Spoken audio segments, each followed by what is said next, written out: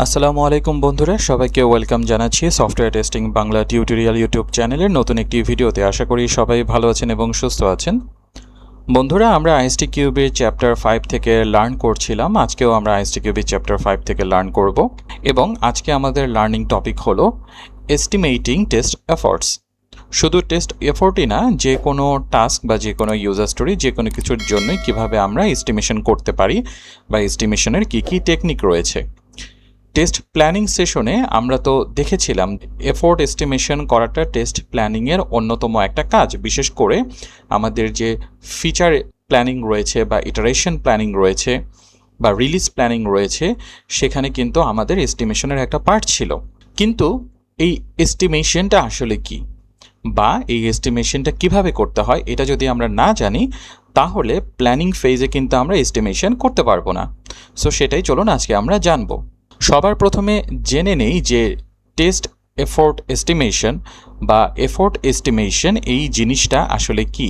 Estimation হলো predict the amount of work need to fully complete A test project. এখানে এই predicts কথাটা খুবই ইম্পর্টেন্ট। এস্টিমেশন কিন্তু অ্যাকচুয়াল রিকোয়ার টাইম না, মানে কাজ শুরুর সময় আপনি এটা তো 100% বলতে পারবেন না আমার এই কাজটা শেষ হতে কীরকম সময় লাগতে পারে। আমরা শুধু অনুমান করতে পারি বা প্রিডিক্ট করতে পারি। অনুমান এমনি এমনি বাতাস থেকে আমরা করব না। অনুমান করার কিছু টেকনিক রয়েছে বা কিছু ডেটার উপরে বেস করে আমরা অনুমান করি, বাট এটা কিন্তু শুধুই অনুমান। Estimation are not গ্যারান্টিস। এস্টিমেশন আপনাকে গ্যারান্টি দেয় না। আপনি যখন একটা টাস্কের বা একটা কাজের এফোর্ট এস্টিমেশন করছেন, এটা কিন্তু আপনাকে গ্যারান্টি দেয় না এই টাইমের মধ্যেই আপনি কাজটা কমপ্লিট করবেন। এটা যদি কেউ ধরে নেয় তাহলে এস্টিমেশন সম্পর্কে তার প্রপার আইডিয়া নেই। এস্টিমেশন আমরা কোন কোন জায়গায় করতে পারি? Estimation can be task level, user story level or feature level, and effort can be estimated for any type of task. সেটা ডেভেলপমেন্ট টাস্ক হতে পারে, সেটা কোড রিভিউ রিলেটেড টাস্ক হতে পারে, ডকুমেন্টেশন রিলেটেড কাজ হতে পারে, টেস্টিং রিলেটেড কাজ হতে পারে, যে কোনো ধরনের টাস্ক হতে পারে। এবং এই এস্টিমেশন করতে গেলে দুইটা জিনিস আমরা যদি লক্ষ্য রাখি, আমাদের এস্টিমেশনটা বা আমাদের এফোর্ট এস্টিমেশনটা মোর কনক্রিট হয়। সেটা হলো smaller task tend to have more accurate estimation. আমরা যদি আমাদের কাজগুলোকে ব্রেকডাউন করতে পারি স্মল চাঙ্কে, তাহলে আমাদের জন্য এস্টিমেশন করাটা অনেক ইজি হয়। ফর এক্সাম্পল, একটা ইউজার স্টোরির মাল্টিপল টাস্ক রয়েছে, সেখানে ডেভেলপমেন্টের কাজ রয়েছে, হয়তো ব্যাক এন্ডের একটা ডেভেলপমেন্ট রয়েছে, ফ্রন্ট এন্ডের একটা ডেভেলপমেন্ট রয়েছে, এপিআইয়ের একটা ডেভেলপমেন্ট রয়েছে, টেস্টিংয়ের একটা ডেভেলপমেন্ট রয়েছে, ডকুমেন্টেশনের একটা ডেভেলপমেন্ট রয়েছে, বা রিপোর্ট রাইটিংয়ের একটা এফোর্ট রয়েছে বা টাইম রয়েছে বা টাস্ক রয়েছে।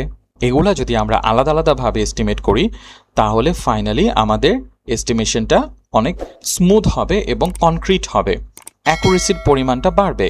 So splitting up large task can make them easier two estimate. কীভাবে, চলুন আমরা একটু দেখি। তার আগে আজকের ভিডিওতে এস্টিমেশন করার আমরা যে টেকনিকগুলো জানবো, টোটাল আইএসটি কিউবি অনুযায়ী আরও কিছু টেকনিক আছে, বাট আইএসটি কিউবির জন্য আমাদের টোটাল 4টা টেকনিক জানলেই চলবে। একটা হলো estimation based on ratios, extrapolation, wide band Delphi এবং 3 পয়েন্ট এস্টিমেশন। প্রথম যে দুইটা রয়েছে এগুলো মূলত matrix based estimation. Matrix based মানে হলো এগুলা ডেটা নির্ভর। আমরা বেশ কিছু ডেটা কালেক্ট করে সেই ডেটাগুলোর উপরে অ্যানালাইজ করে সেইখান থেকে আমরা এই দুই ধরনের এস্টিমেশনটা করি। আর ওয়াইড ব্যান্ড ডেলফি আর 3 পয়েন্ট এস্টিমেশন এগুলো হলো এক্সপেরিয়েন্সড বেসড টেকনিক, মানে এক্সপেরিয়েন্সের উপরে বেস করে। হ্যাঁ, সেখানে অবশ্যই এক্সপেরিয়েন্সে তো কিছু ডেটা থাকবেই, বাট মোস্ট অফ দ্য কেসেসে এক্সপেরিয়েন্সের উপরে বেস করে এই এস্টিমেশনগুলো করা হয়ে থাকে। প্রথমে আমরা জানবো রেশিও বেসড এস্টিমেশন এফোর্ট কীভাবে করা যায় সেটা নিয়ে। রেশিও বেসড এস্টিমেশনটা একটা ম্যাট্রিক্স বেস এস্টিমেশন।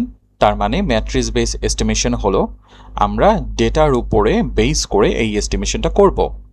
কী ধরনের ডেটা বা ম্যাট্রিক্স বেসডগুলো কী কী? Similar type of project or task data, মানে সিমিলার টাইপ অফ প্রজেক্ট বা টাস্ক যদি প্রিভিয়াসলি করে থাকে, it can be within organization, same অর্গানাইজেশনের মধ্যে অথবা অর্গানাইজেশনের বাহিরেও।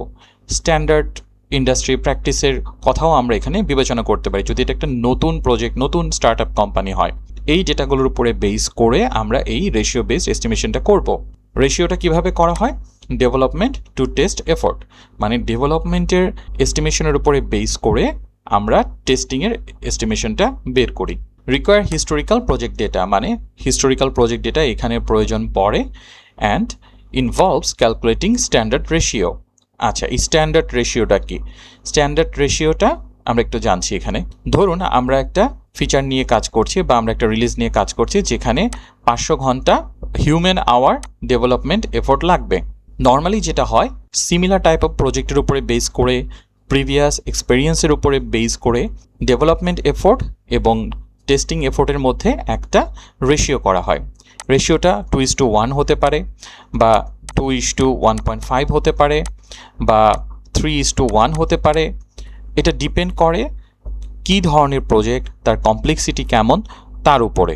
তার মানে যদি আমরা 2:1 রেশিও চিন্তা করি, তাহলে ওই সেম রিলিজের জন্য টেস্টিং এফোর্ট লাগবে 250 human hour or person hours. এখন এখানে আমরা বুঝতেই পারছি, যেহেতু এখানে হিউজলি ডেভেলপারের এস্টিমেশনের উপরে আমাদের ডিপেন্ডেন্সি আছে, প্রথমে আমাদেরকে যেটা করতে হবে, ডেভেলপমেন্ট এস্টিমেশনটা প্রিভিয়াস ডেটা অথবা আদার্স যে এস্টিমেশন টেকনিক রয়েছে, যেগুলো এক্সপেরিয়েন্স বেসড টেকনিক, তার উপরে বেস করে যতটুকু সম্ভব অ্যাকুরেটলি ডেভেলপমেন্ট এস্টিমেশনটা ফার্স্টে বের করে নিতে হবে। এবং আমরা কী ধরনের প্রজেক্ট করছি বা আমাদের প্রজেক্টের নেচার কেমন তার উপরে বেস করে আমাদেরকে রেশিওটাও ফিক্স করে ফেলতে হবে। সেই ক্ষেত্রে আমরা খুব ইজিলি টেস্টিং এফোর্টটা পেয়ে যাব। প্রপারলি এস্টিমেশন করতে গেলে কিছু জিনিস কনসিডারেশনে আনতে হবে। Some types of project will inherently have very different development to testing ratio. একটা এক্সাম্পল দিই আমার পার্সোনাল রিয়েল লাইফের এক্সপিরিয়েন্স থেকে। আমি একটা প্রজেক্টে কাজ করছিলাম যেটা ছিল ডেটাবেস মাইগ্রেশন, যেটা হলো একটা ডেটাবেস থেকে ওর যে বিজনেস লজিকগুলো রয়েছে, ডিবি ফাস্ট সিস্টেম ছিল। ডিবি ফাস্ট সিস্টেম হলো যেখানে ডেটাবেসে ক্যালকুলেশন অনেক বেশি হয়, স্টোর প্রসিডিউরের মাধ্যমে এই ক্যালকুলেশনগুলো করা হয়। এই যত লজিক রয়েছে বিজনেস স্টোর প্রসিডিউরে, এটা একটা সিস্টেম থেকে, একটা টেকনোলজি থেকে আরেকটা টেকনোলজিতে মাইগ্রেট করতে হবে। সেখানে আমাদের ডেভেলপমেন্ট বাই টেস্টিং এফোর্ট ছিল হলো 1:3, মানে 1 ঘন্টা ডেভেলপমেন্ট আওয়ারের জন্য আমাদের 3 ঘন্টা সময় লাগতো টেস্টিং করার জন্য। কেন? কারণ প্রজেক্টটা নেচারই ছিল ওই রকম, ডেভেলপমেন্ট কাজ খুব কম ছিল। ইভেন এমনও হয়েছে ডেভেলপাররাও আমাদের সাথে টেস্টিংয়ে হেল্প করেছে। আমরা অটোমেট করতাম, আমাদেরকে বিজনেস অ্যানালাইজিং করতে হতো, টেস্ট কেস লিখতে হতো, সেগুলোকে টেস্টের ডেটা প্রিপেয়ার করতে হতো এবং টেস্টের অটোমেশনও করতে হতো। সো আমাদের অনেক বেশি সময় লাগতো কিউএদের। এই রেশিওটা আসলে ফিক্স কোনো কিছু না, project to project, organisation to organisation vary করবে। আবার ধরুন different team will have different strengths and weakness. ধরুন কোনো একটা টিমে 2 জন সিনিয়র ডেভেলপার রয়েছে, 2 জন জুনিয়র কিউএ রয়েছে বা মিড লেভেলের কিউএ রয়েছে। তাহলে এস্টিমেশনটা যেমন হবে, 2টা জুনিয়র ডেভেলপারের সাথে একটা সিনিয়র আর একটা জুনিয়র কিউএর এস্টিমেশনের রেশিওটা কিন্তু ডিফারেন্ট হবে। সো বুঝতেই পারছেন যে টিমের স্ট্রেংথ এবং উইকনেসের উপরে ডিপেন্ড করেও এই এস্টিমেশনের রেশিওটা ফিক্স হয়। আবার outliers can have a large impact on the accuracy. ধরুন আপনার প্রজেক্টটা নতুন শুরু হয়েছে, হিস্টোরিক্যাল ডেটা নেই, বা যারা এই টিমটা জয়েন করেছে ম্যাক্সিমামই হলো new team member, old team মেম্বাররা আর নেই। সেই ক্ষেত্রেও কিন্তু আমাদের এই এস্টিমেশনের রেশিওটার মধ্যে একটু চেঞ্জ নিয়ে আসতে হয়। এরপরে আমরা লার্ন করব আরেকটা ম্যাট্রিক্স বেস এস্টিমেশন টেকনিক নিয়ে, যার নাম হলো এক্সট্রাপোলেশন। এক্সট্রাপোলেশন জিনিসটা আসলে কি, তার আগে আমাদের জানতে হবে এই টেকনিকটা আমরা কোন ধরনের প্রজেক্টে ইউজ করতে পারি। নর্মালি ইটারেটিভ এসডিএলসি ফলো করে এমন ধরনের প্রজেক্টেই আমরা এই এক্সট্রাপোলেশনটা ইউজ করতে পারবো, এবং যেখানে আমাদের হিস্টোরিক্যাল ডেটা নেই রেশিও বেস করার জন্য বা আদার টেকনিকগুলো অ্যাপ্লাই করার জন্য, সেখানে আমরা এক্সট্রাপোলেশনটা ইউজ করতে পারবো। ধরুন আমরা প্রজেক্ট স্টার্ট করলাম, প্রথম ইটারেশনে আমাদের সময় লাগলো 28 আওয়ার্স, এবং এই সেম রিলিজে বা সেম ফিচারে আমাদের আরও 3টা ইটারেশন রয়েছে, সবগুলোকে আমরা 28 আওয়ার্স করে এস্টিমেট করলাম। সেকেন্ড ইটারেশন স্টার্ট করলাম, বাট ফাইনালি দেখা গেল এখানে আসলে টাইম লেগেছে 28 আওয়ার্স, মানে আমাদের অ্যাকচুয়াল যে এস্টিমেশন ছিল সেখান থেকে কম। সিম্পলি কি করা হয়, প্রথম ইটারেশনের টাইম এবং দ্বিতীয় ইটারেশনের টাইমকে এভারেজ করে বাকি 2টা ইটারেশনের জন্য এস্টিমেট করা হয়। হয়ে গেল 26 আওয়ার্স করে। থার্ড ইটারেশন আমরা স্টার্ট করলাম এবং এখানে দেখা গেল আমাদের 24 আওয়ার্সেই হয়ে গেছে। প্রিভিয়াস ইটারেশন থেকে বেশি, বাট আমরা যে 26 আওয়ার্স এস্টিমেট করেছিলাম তার থেকে কম। সো আমরা আবারও কি করব, এই প্রথম তিনটার এভারেজটা বের করব, যেটা হলো 25 hours. So we are getting accuracy in each iteration. যত আস্তে আস্তে আমরা সামনে যাব তত আমাদের এই অ্যাকুরেসিটা বাড়বে। আমাদের ইটারেশন যদি বেশি হয়, শেষের দিকের ইটারেশনে গিয়ে দেখা যাবে আমাদের এস্টিমেশনটা অনেক অ্যাকুরেট হচ্ছে। এই কারণেই ইটারেটিভ এসডিএলসি ফলো করে এমন প্রজেক্টে এইটা অ্যাপ্লাই করা ভালো, বা অ্যাপ্লাই প্রপারলি করা যায়। কারণ ইটারেটিভ এসডিএলসিতে প্রতিটা ইটারেশনের লেন্থ ফিক্স থাকে, সেম থাকে। সো এই ক্যালকুলেশনটা করতে ইজি হয়, এভারেজটা বের করতে ইজি হয়। তাহলে এক্সট্রাপোলেশন নিয়ে আমাদের জানার মতন কী জিনিস রয়েছে সেগুলো একটু দেখি। ওয়েল সুইটেড টু ইটারেটিভ এসডিএলসি, যেটা আমি একটু আগে বললাম। Less effective for initial iteration or new project. হ্যাঁ, নিউ প্রজেক্ট আমাদের কোনো ডেটা নেই, প্রিভিয়াস হিস্টোরিক্যাল ডেটা নেই, বা আমরা আসলে ডিফাইন করতে পারছি না, বুঝতে পারছি না কীরকম সময় লাগবে। সো এগুলোর ক্ষেত্রে প্রথম দিকের ইটারেশনে লেস ইফেক্টিভ, বাট যতই আমাদের ইটারেশনের সংখ্যা পরিমাণ বাড়তে থাকবে, শেষের দিকের ইটারেশনগুলোতে অ্যাকুরেসিটা আমাদের বাড়বে। এবং যেহেতু আমাদের প্রিভিয়াসলি কোনো ডেটা ছিল না, তাই আমাদের শুরু থেকেই যত দ্রুত সম্ভব ডেটা কালেকশন করা স্টার্ট করতে হবে এই এক্সট্রাপোলেশনটা ফলো করলে। এতে করে আমাদের ফিউচার ইটারেশনগুলোর জন্য ইজি হবে। আমরা এক্সট্রাপোলেশনটাই ফলো করি বা আদার্স টেকনিকগুলো ফলো করি, এই ডেটাগুলো আমাদের কাজে লাগবে। Outlier iteration can have a large impact on the accuracy. আচ্ছা, আউটলায়ার জিনিসটা মানে কি? আউটলায়ার মানে হলো আনএক্সপেক্টেড ঘটনা, আনএক্সপেক্টেড জিনিস। আনএক্সপেক্টেড জিনিসের জন্য আমাদের ইটারেশনের লার্জ ইম্প্যাক্ট হতে পারে। সো এই কারণে আমাদের সেই ধরনের ফ্লেক্সিবিলিটি থাকতে হবে। ওরকম আনএক্সপেক্টেড সিচুয়েশন হতে পারে, হয়তো কেউ চলে গেছে, নতুন কেউ জয়েন করেছে, সো আমাদের ওই গ্রেস পিরিয়ডটা রাখতে হবে। Some mathematical model can reduce the impact of outliers. So আমরা শুধু এভারেজই করি না, অনেক অর্গানাইজেশন আছে অনেক কমপ্লেক্স ম্যাথমেটিক্যাল মডেল ইউজ করে এই আউটলায়ারের প্রবলেমগুলো সলভ করার জন্য। অনেক ভেরিয়েবল সেখানে দেয়, অনেক কিছু দেয়, যেখান থেকে আমাদের এই এক্সট্রাপোলেশন টেকনিকের মাধ্যমে এস্টিমেশনটা খুব ভালো মতো পাওয়া যায়। নেক্সটে আমরা জানবো একটা এক্সপেরিয়েন্স বেসড এস্টিমেশন টেকনিক নিয়ে, যার নাম হলো হোয়াইটম্যান-ডেলফি। হোয়াইটম্যান-ডেলফিটা আসলে কি হয়? So estimation are based on experts past experience. মানে এই এস্টিমেশন টেকনিক অ্যাপ্লাই করার জন্য আপনার টিমে বা আপনি যখন এস্টিমেশন করবেন, আপনার কাছে এক্সপার্ট লাগবে, যাদের প্রিভিয়াস এক্সপিরিয়েন্স রয়েছে সিমিলার টাইপ অফ প্রজেক্টের জন্য। আদারওয়াইজ এক্সপিরিয়েন্স বেসড তো আসলে হবে না। ধরুন 3 জন এক্সপার্ট বা এক্সপেরিয়েন্সড কিউএ রয়েছে, তাদেরকে আলাদা আলাদা করে এস্টিমেশন করতে বলা হলো কোনো একটা পার্টিকুলার টাস্ক বা ইউজার স্টোরির জন্য। একজন বলে 21 ঘন্টা লাগবে, একজন বলো 25 ঘন্টা, একজন বলো 7 ঘন্টা। এরপর এদেরকে একজন আরেকজনের সাথে ডেটা শেয়ার করতে বলা হয়, বা এরা একজন আরেকজনের সাথে ডিসকাস করে কেন তারা আসলে আলাদা আলাদাভাবে আলাদা আলাদা রকমের এস্টিমেশন করলো। রিজন হতে পারে, ধরুন যে 7 ঘন্টা বলেছে, সে বলল this user story seems fairly straight forward. তার আসলে অত এক্সপিরিয়েন্স নেই এই ইউজার স্টোরিতে কী ধরনের কমপ্লেক্সিটি রয়েছে সেই বিষয়ে। আবার একজন হয়তো বলল যে সে পারফরমেন্স টেস্টিং করার জন্য থিঙ্ক করেছে, যার কারণে এই এস্টিমেশনটা 21 আওয়ার্স হলো। আবার আরেকজন বলল যে না, আমাদের বেশিরভাগ টিম মেম্বারই তো এপিআই টেস্টিং সম্পর্কে লিমিটেড এক্সপিরিয়েন্স আছে, সো আমি এই জন্য ফিল করেছি আমাদের 25 ঘন্টা লাগবে। সো এই যে তাদের শেয়ার আন্ডারস্ট্যান্ডিং, এটার কারণে তাদেরকে আবারও বলা হয় যে তোমরা আবার আলাদা করে এস্টিমেট করো। তখন তারা আবারও আলাদা করে এস্টিমেট করে, এবার 17 ঘন্টা, 18 ঘন্টা, 11 ঘন্টা। এবং আমরা দেখতে পাচ্ছি যে এখানে আসলে তাদের টাইমের বা কনসিডারেশনের মধ্যে, এস্টিমেশনের মধ্যে গ্যাপ অনেকটাই কমে এসেছে। নেক্সটে আবার তাদেরকে একজন আরেকজনের সাথে কমিউনিকেশন করতে বলা হয় বা ডেটা শেয়ার করতে বলা হয়, আবার তারা ডিসকাস করে, এবং ফাইনালি এই ডিসকাশন বা এই সাইকেলটা ততক্ষণ পর্যন্ত চলতে থাকে যতক্ষণ পর্যন্ত না তারা সবাই একটা সিমিলার টাইমে পৌঁছায়। ধরুন সবাই 12 ঘন্টার একটা এস্টিমেশনে পৌঁছালো, একটা কমন শেয়ার আন্ডারস্ট্যান্ডিংয়ে। বাট সবসময় যে বিষয়টা এরকম হবে তা না, সবসময় যে সবাই একটা কমন শেয়ার গ্রাউন্ডে পৌঁছাতে পারবে বিষয়টা এরকম হয় না। বাট কাছাকাছি গেলেও আমরা এস্টিমেশনটা বলতে পারে যে মোটামুটি সাকসেসফুল। এই হোয়াইট ব্যান্ড ডেলফির আরও একটা নাম রয়েছে, আইএসটিকিউবি এক্সামে এটা আরও একটা নামে আসে, সেটা হলো প্ল্যানিং পোকার। সো প্ল্যানিং পোকার নিয়ে যদি কোনো কোশ্চেন আসে তখন আপনাদের চিন্তা করতে হবে এটা হোয়াইট ব্যান্ড ডেলফি নিয়েই আসলে বলা হচ্ছে। তাহলে মনে রাখার মতন এখানে জিনিস কী আছে? It's a variant of wide band Delphi commonly used by agile teams. So এই প্ল্যানিং পোকার নামটা কমনলি অ্যাজাইল টিমের মধ্যে বা অ্যাজাইল মেথোডোলজি ফলো হয় এইরকম টিমের মধ্যে বেশি ইউজ হয়।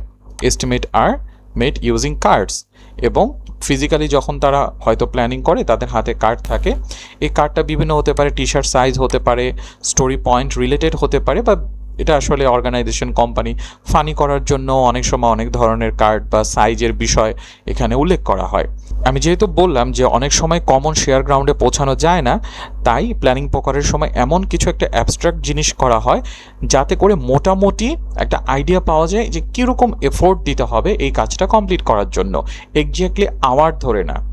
So card may have hours, story points or T shirt size, এবং এই টি শার্ট সাইজটা কিন্তু বেশ ভালো পপুলার, এবং এটা যেহেতু একটা তাস খেলার মতন তাই এটার নাম দেওয়া হয়েছে প্ল্যানিং পোকার। ডিজিটাল বোর্ডেও প্ল্যানিং পোকার আছে, আপনারা গুগলে সার্চ করলে প্ল্যানিং পোকার নিয়ে আরও ডিটেলস জানতে পারবেন। তবে আইএসটিকিউবি এক্সামের জন্য এতটুকু ইনফরমেশনই আমাদের এনাফ। আমরা থিওরিটিক্যাল বিষয়ের অলমোস্ট শেষ পর্যায়ে চলে এসেছি। লাস্ট একটা টেকনিক রয়েছে যার নাম হলো 3 পয়েন্ট এস্টিমেশন। যেই 4টা এস্টিমেশন দেখছি তার মধ্যে এটা একটু কমপ্লেক্স, কারণ এখানে ম্যাথমেটিক্যাল ক্যালকুলেশনের একটা বিষয় রয়েছে, অন্যগুলো তো একটু স্ট্রেট ফরওয়ার্ড ছিল, বাট স্টিল ইকুয়েশনটা খুব বেশি আহামরি কঠিন কিছু না। হোয়াইট ব্যান্ড ডেলফি আর 3 পয়েন্ট এস্টিমেশনের শুরুটা আসলে একইভাবে হয়, বাট হোয়াইট ব্যান্ড ডেলফি আর 3 পয়েন্ট এস্টিমেশনের ডিফারেন্স হলো এখানে এক্স্যাক্টলি 3জন এস্টিমেটর থাকবে। হোয়াইট ব্যান্ড ডেলফিতে নির্দিষ্ট করে বলা হয় না কয়জন এস্টিমেটর থাকবে, বাট এখানে 3জনই লাগবে। 3জনের বেশি হলে বা কম হলে আমাদের যে ইকুয়েশন রয়েছে সেখানে হবে না। প্রথমে এই 3জনকে আলাদা আলাদাভাবে এস্টিমেশন করতে বলা হয়, তারা আলাদা আলাদাভাবে এস্টিমেশন করে। এরপর সর্বোচ্চ এস্টিমেটের এবং সর্বনিম্ন এস্টিমেটের হিসেবে তাদেরকে অ্যারেঞ্জ করা হয়। যে সর্বনিম্ন করে তাকে লেফটে রাখা হয়, সর্বোচ্চ রাইটে, এবং মিডলে যে মিডল পর্যায়ে আছে, এবং তাদেরকে বলা হয়, তাদের একটা নাম আছে, নাম জানার অত আহামরি দরকার নেই, বাট জেনে নেই, most optimistic, most pessimistic and most likely. এবং এদেরকে আলাদা আলাদা করে একটা করে ভেরিয়েবল অ্যাসাইন করা হয়। আমরা ম্যাথ করার সময় যেমন XY Z ABCD ইউজ করি, এরকম একটা ভেরিয়েবল দেওয়া হয়, এবং এটার রিজন হলো এই ক্যালকুলেশন বা ইকুয়েশনটা করার জন্য আমাদের হেল্প হবে। ইকুয়েশনটা কি আমরা একটু দেখে নিই। সো ফাইনাল এস্টিমেশন ইকুয়েশন হলো A plus 4M plus B, মানে সর্বনিম্ন আর সর্বোচ্চ দুই সাইডে থাকবে, মাঝখানে যেই মোস্ট লাইকলি ছিল তাকে 4 দিয়ে গুণ করে 6 দিয়ে ভাগ করতে হবে। এবং এখানে আরও একটা পার্ট থাকে, সেটা হলো স্ট্যান্ডার্ড ডেভিয়েশন, মানে এই যে ফাইনালি এস্টিমেশনটা বের হলো এইখান থেকে প্লাস মাইনাস কীরকম হতে পারে সেটার জন্য হলো সর্বোচ্চ মাইনাস সর্বনিম্ন ডিভাইডেড বাই 6। তাহলে আমাদের যে আলাদা আলাদা পার্সন ছিল তাদের এস্টিমেশনগুলোকে আমরা ইকুয়েশনে যদি বসাই তাহলে আমরা কি পাবো? 12 plus 4 into 14 plus 20 divided by 60, 15 ঘন্টা পাচ্ছি। আর যে এই 15 ঘন্টাই ফাইনাল না, এটাও একটা এস্টিমেশন। সো এখানে প্লাস মাইনাস একটু হতে পারে, সে প্লাস মাইনাস বের করার ওয়েটা হলো 20 minus 12 divided by 6 which is 1।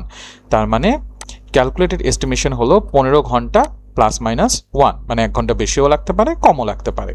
এই ধরনের ক্যালকুলেশন করার জন্য আইএসটিকিউবি এক্সামের যে ওয়েবসাইট রয়েছে সেখানে আপনারা একটি ক্যালকুলেটর পেয়ে যাবেন, যেটা আপনারা ইউটিলাইজ করতে পারেন চাইলে, কারণ ফিজিক্যাল ক্যালকুলেটর বা মোবাইল বা আদার্স কোনো ডিভাইস আইএসটিকিউবি এক্সামে আপনাদেরকে ইউজ করতে দেবে না। এবার আমরা যেটা করব, আমরা যে 4টা টেকনিক শিখলাম এস্টিমেশন রিলেটেড, এক্সাম স্টাইল কিছু কোশ্চেন দেখব এবং সেগুলো একসাথে সলভ করার ট্রাই করব, এবং কোন অ্যান্সারটা কেন কারেক্ট বা কোনটা কেন ভুল এটাও আমরা আলোচনা করার চেষ্টা করব। চলুন দেখি আমাদের প্রথম কোশ্চেনে কি রয়েছে। Which of the following answer describe the planning পোকার। আচ্ছা, প্ল্যানিং পোকার সম্পর্কে আমরা কি জানি? প্ল্যানিং পোকারের আরেকটা নাম হলো হোয়াইট ব্যান্ড ডেলফি, মানে যেখানে মানুষজন আলাদা আলাদা করে প্ল্যান করে, এস্টিমেশন করে এবং ফাইনালি একে অপরের সাথে কমিউনিকেট করে। আচ্ছা, এবার একটু দেখি। In this matrix-based technique, figures are collected from previous project within the organization. না, এটা matrix based না, এটা কিন্তু experience based. ফিগার বা টাইম প্রিভিয়াস প্রজেক্ট থেকে কালেক্ট করা হয় হলো ম্যাট্রিক্স বেসের জন্য, সো এটা হচ্ছে না। In iterative SDLC the team may extrapolate the test effort in the forthcoming iteration as a average. এটাও কিন্তু এক্সট্রাপোলেশন টেকনিকটাও কিন্তু আমাদের ম্যাট্রিক্স বেসড, সো এটাও না। A consensus-based estimation technique commonly used in agile software development, হ্যাঁ কথা সত্য, agile এ use হয়, involves estimate the effort or relative size of user story using a deck or card with values representing the unit agreed upon by the team. Seems correct মনে হচ্ছে। An expert-based test estimation technique, হ্যাঁ এটা expert based, that aims at making an accurate estimation, না accurate estimation এর জন্য আসলে planning প্রকারটা করা হয় না, using the collective wisdom of the team member, না যদিও এক্সপার্ট বেস বাট কালেকটিভ উইজডমের উপরে বেস করে আসলে এটা করা হয় না, কালেকটিভ আন্ডারস্ট্যান্ডিং এর উপরে বেস করে এটা করা হয়। সো নাম্বার সি কারেক্ট মনে হচ্ছে, লেটস সি, হ্যাঁ নাম্বার সি হলো কারেক্ট। এরপরে question, which of the following statements about test effort estimate is true? Test effort এস্টিমেটের জন্য কোন জিনিসটা true? Breaking down a large task into small components is advised during estimation, as smaller tasks generally yield higher accuracy compared to, হ্যাঁ এটা একদমই পুরা মিলে যায়। তারপর বাকিগুলো একটু দেখি। The accuracy of estimating large tasks typically exceeds the estimation of small one, না এটা একদমই না, স্মলের estimation accuracy বেশি হয়। Give the high accuracy of estimation, it is crucial to communicate to stakeholders that it is important to stick with one original plan, না এরকম কোনো জিনিস আমরা জানি না।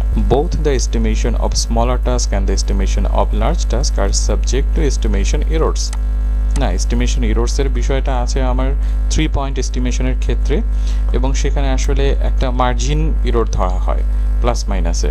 সো নাম্বার এটা আমাদের কাছে কারেক্ট মনে হচ্ছে, হ্যাঁ নাম্বার এ হলো correct. Which of the following is the characteristics of a matrix based approach for test estimation? matrix based এর ক্যারেক্টারিস্টিক কি? আমার প্রিভিয়াস ডেটা থাকবে, আমার এভারেজ করার একটা বিষয় আছে এবং প্রিভিয়াস ডেটা থাকতে হবে। আচ্ছা দেখি কি হয়। Budget which was used by a previous similar test project, বাজেটের সাথে কি যায়? আচ্ছা বাকিগুলো পড়ে দেখি, এটা এখনো বোঝা যাচ্ছে না।